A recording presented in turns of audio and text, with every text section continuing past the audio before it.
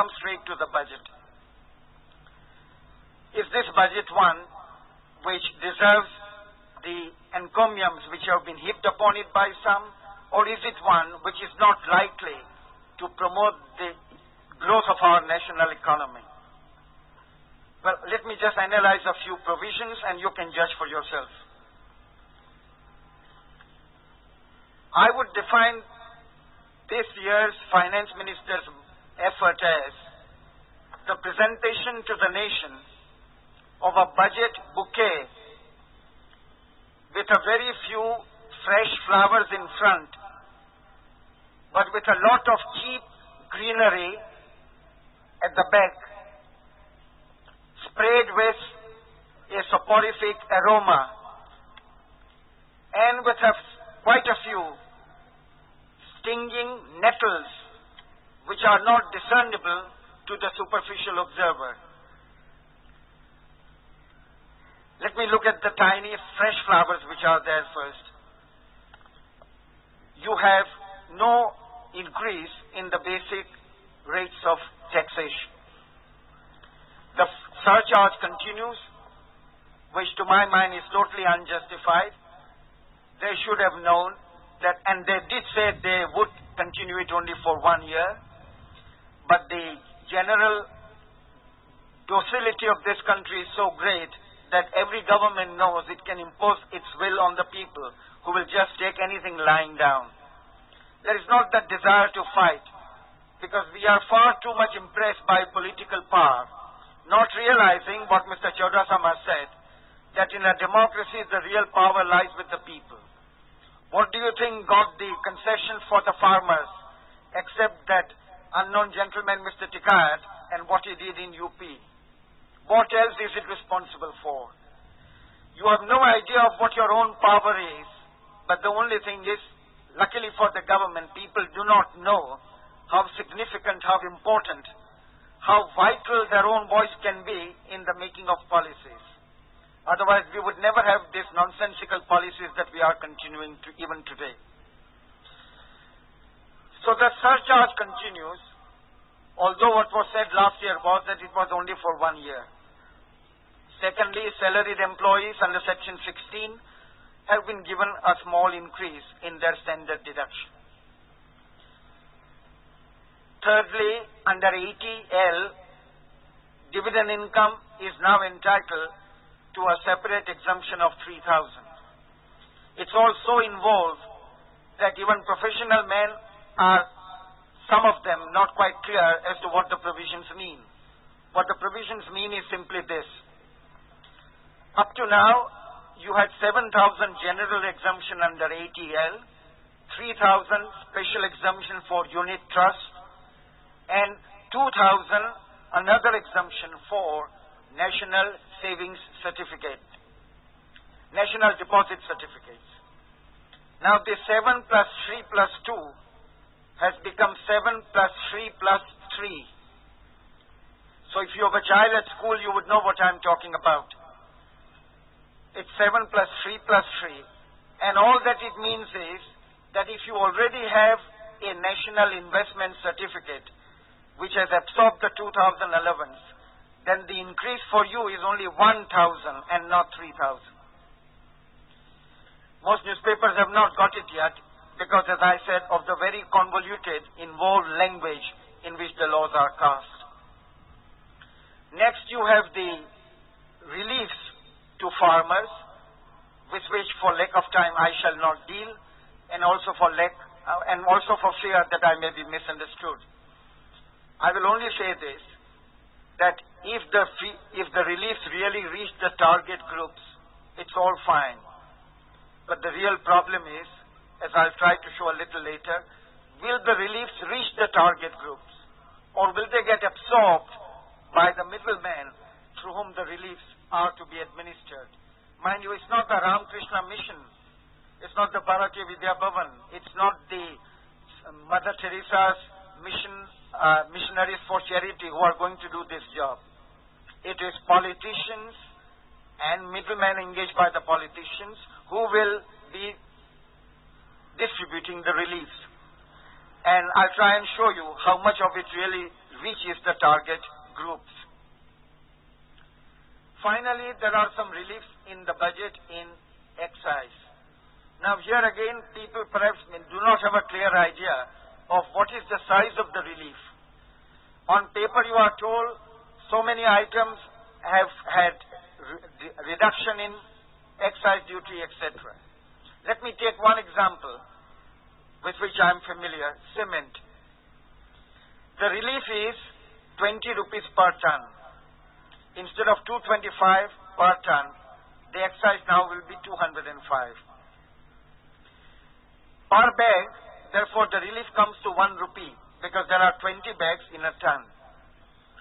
Now the market fluctuations of a price of 1 bag of cement ranges say from 62 to 68. Therefore 1 rupee is really meaningless because nobody is going to buy or sell one more cement bag because of the 1 rupee difference. This is point number 1. I'm mentioning it because the finance speech says, the budget speech says that it is intended to encourage and promote housing. It won't promote even the repair of one wall. But really it is not 1 rupee that is the relief. The relief is really 4.25 paisa, as I'll presently show you. First of all, out of the 20 rupees, 10 rupees are taken back by the government by the 5% surcharge on basic excise. That comes to 10 rupees per ton. So out of the 20, which is stated to be the relief, 10 rupees is taken by the government as the surcharge. Then you are left with 10 rupees. Out of this 10, you have to pay the additional railway freight. You have to pay for the bags that you buy, the jute bags, on which there is 5% surcharge. In fact, there is a 5% surcharge on every excisable item. So we have calculated that in our case, it absorbs 5 rupees only to take care of the surcharge on the gunny bags and the other components which go to make cement. And mind you, this 5 rupees is only representing the surcharge, the new surcharge under the bill. So out of 20 rupees, 15 rupees are taken back by the government and we are left with 5 rupees. And therefore, for 1 bag of cement, it comes to 25 paisa. And in fact, the dealers tell me that nobody deals in paisa when it comes to buy a cement bag. So the relief is purely an optical illusion. Now I am leaving you to consider whether, and mind you, I am mentioning cement because it is the biggest single item of excise relief. If in the case of cement, this is the size of the relief, you can imagine what must be the situation regarding other commodities where the magnitude of the relief is lower than in the case of cement in terms of the amount indicated in the budget as having been foregone by the government. Let me come to the other side of the picture, the debit side of the balance sheet, because I have exhausted, you may not believe it, but I have fully exhausted all the plus points of the budget. What is on the debit side? First of all, the size of the national debt. And I must say I am almost alarmed when I see the perfectly self-confident manner in which politicians talk of the national indebtedness. I use the term national debt in the sense of comprising the totality of the liabilities of the government of India. A lot of confusion arises because many papers give you the national debt figure as representing what is narrowly and technically called the national debt. What is narrowly and technically called the national debt does not include the provident fund of millions of Indians which are lying with the government and which have to be paid to every person as he retires from his job. It does not include the small savings, which are your savings and mine, which the government has to repay you on the due date. But these are a part of the debt of the nation as much as any other. So I use the term national debt as a compendious term to denote the totality of the liabilities, admitted liabilities of the government of India. In the year 88-89, the national debt in this sense will total 224,000 crores of rupees. It's a mind-boggling figure. It is the largest figure mentioned in any of the budget papers. 224,000 crores of rupees. That is 2,24,000 crores of rupees is the indebtedness of the government. On that, the government will pay interest, which will come to 14,100 crores of rupees. Now, 14,100 crores of rupees is almost one-third of the non-planned revenue expenditure of the Government of India next year. That means you are paying by way of interest charges one-third of your non-planned expenditure. It is proposed that the government would borrow 27,000 more crores in 88-89. That means half of the borrowing would go merely to pay the interest charges. Please consider the figures again and have it clearly in your mind.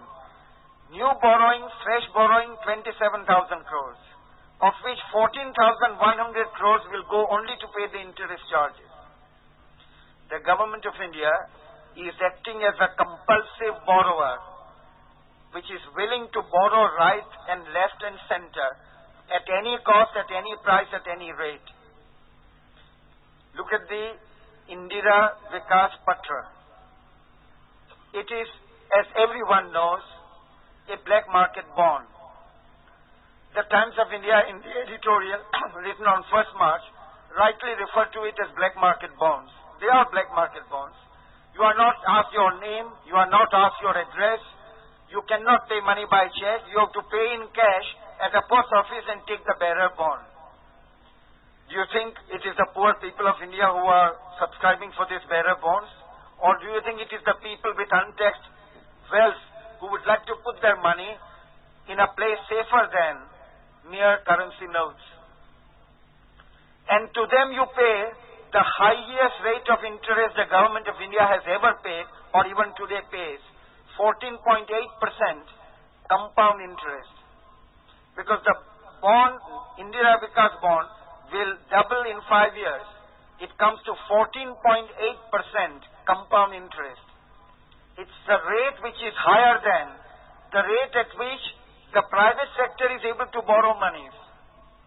In other words, the public at large have more confidence in good companies in the private sector than in the Government of India. How can a government borrow at 14.8%? Just ask yourself the question, does it make any sense to you?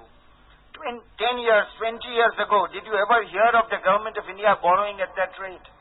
Even after making allowances for the fluctuations in the rate of borrowing, this is a rate of borrowing which, if I may say so, is a disgrace to the government. It means you can't take money from the people at a lower rate, otherwise you wouldn't offer 14.8%. Mind you, before this budget, they had made the period 5.5 years for doubling. At that time, the interest came to 13.4. But finding that the response was not good enough, they have now again made it 14.8. This is one of the ways in which the interest charges get augmented and augmented. And I call it a case of the nation at risk. And why do I say the nation at risk?